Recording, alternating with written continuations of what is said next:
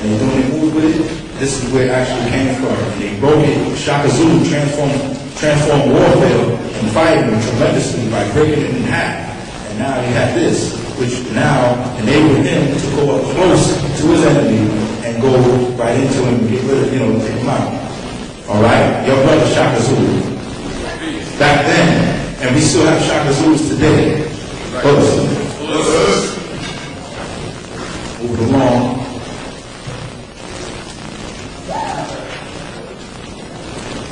Show you some more weapons. These right here are, we have the, known as the priest. And the priest, everybody thinks today that the priest was all, I'm not talking about the Catholic priest, I'm talking about priests in general, But the priests, or spiritual brothers and sisters, Kemetic priests, were also trained in the art of fighting. And they mastered that. And they also used to carry along with themselves daggers and knives. And as you can see, you have this priest here, Kemetic priest here, and this right here is adornment right here is the actual dagger that he has here. So he was the first dealing with disguise and deception.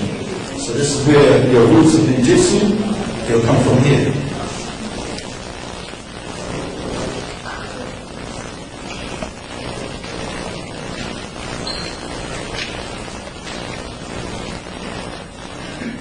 We started more advancing our techniques.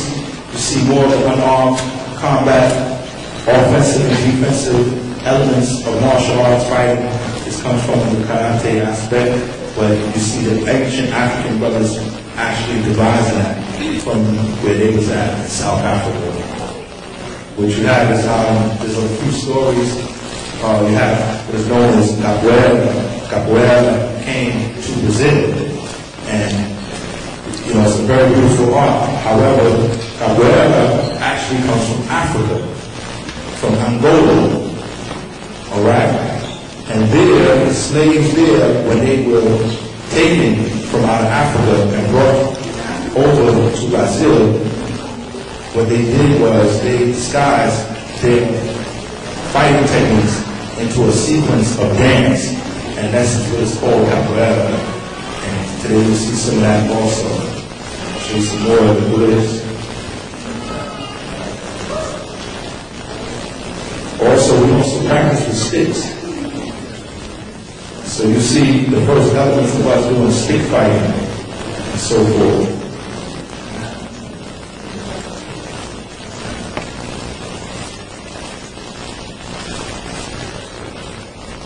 Some more moves.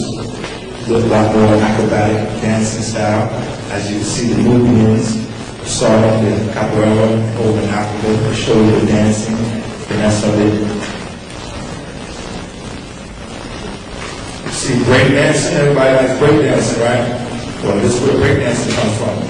The reason why break dancing evolved into the dance is because when back in the days, the B-boys, when we used to have battles, the first battle, we said we got to stop this gang violence, stop this fighting each other. So we devised a series of dancing. And with this dancing, we call it break dancing. None of us really knew where it actually came from. Up until later on, it started coming out from us. And what it was our ancient ancestors were coming through us. It was making the transmission.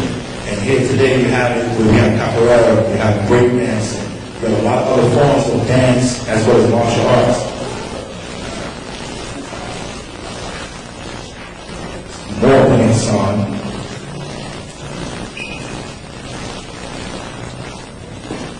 That's something good for you to see. Here it is, you see two Nubians demonstrating stick fighting. This actual picture of stick fighting comes from out of Africa. At the same time, today we have an art presently called Kali, or Eskrima, which is coming out of the Philippines. Right? It shows you the route to where it is.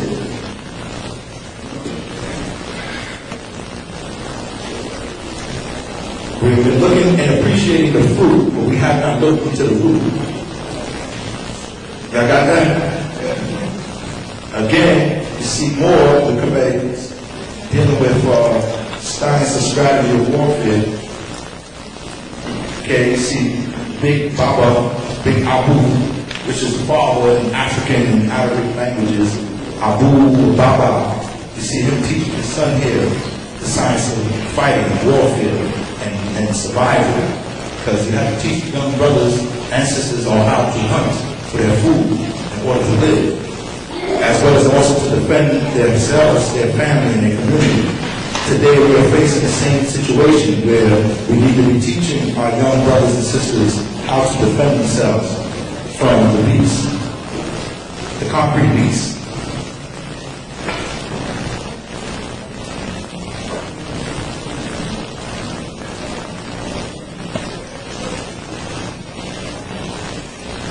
Some more stuff here. You see some brothers doing some unarmed combat activities. And to show you that is definitely Africans that's doing it, you can see the dressing that is there. For example, this guy here, dressing like he has a robe on. Perhaps this looks like a cross. It's not looking like a regular cross. It would look like more like an Ethiopian Coptic cross. Okay? Over here you have this guy here. Please turn the cell phones off, thank you. You don't interrupt. Here, you see this guy here with his hands up in stance. As he's in the stance, you notice the thing on his head looks very much like a turban or a head wrap. So you definitely know that definitely came from out of ancient Africa, northwest Africa. Okay, this gentleman here that's doing this with the sword in his hand, in the stance right here, he has the sash, the cover, okay, the apron. But what does this look like that's on his head here? It looks like a fez, and unfortunately I don't have my fez up here. However, that's known as a fez. And the fez is one of the most oldest pieces of headwear regarded for the highest minded of all of our peoples, known as the Moors. The Moors also contributed to the science of warfare by going in and conquering and beating up Spain and the Portuguese. And we ruled Spain for over 700 years, the Moors. And with that, they also civilized them. Thank you. This thing that you see on the gentleman's head here, that is what's known as a fez. Here, I have here. And this is the headwear. Those individuals that wear this is known as a crown, as in Islam we call it the Taj. Taj in Arabic means crown, or the tarbush. Okay? And individuals who wear that are known as Moors or Moorish Muslims or African descended Muslims. This actually comes from Africa.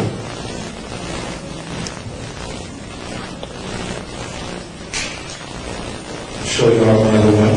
Here is showing the horse, the chariots, and also along with going out. So it shows you the whole of 3 different stages of all dimensions of fighting and so forth, all coming from out of ancient Africa. The science of the pyramids, the science of pyramids deals with angles, mathematics. We stress that, and a lot of our martial arts schools here today, I know in the martial arts schools that I came to, they definitely made me excel in my mathematics and my science.